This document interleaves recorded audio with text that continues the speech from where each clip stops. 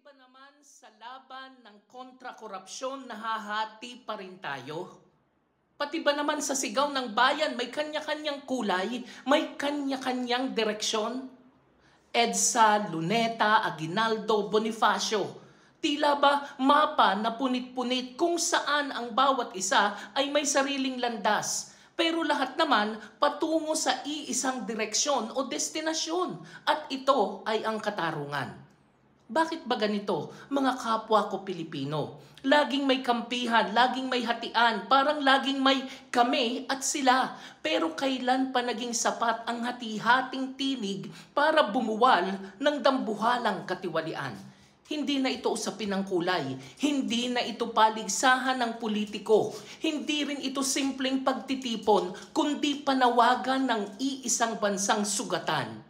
Korupsyon ang sakit at ang tanging gamot ay ang pagkakaisa. Pero kung bawat isa ay may kanya-kanyang reseta, paano gagaling ang bayan? Kapag hinayaan natin ang pagkakawatak-watak, hindi ang mga korap ang talo.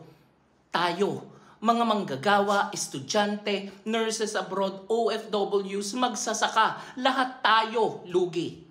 Kaya't wag nang magpalinlang sa kulay, wag nang magpalinlang sa pangalan. Hindi pula, hindi dilaw, hindi pink. Pilipino tayong lahat at kung tunay nating mahal ang bayan, sabay-sabay nating isigaw.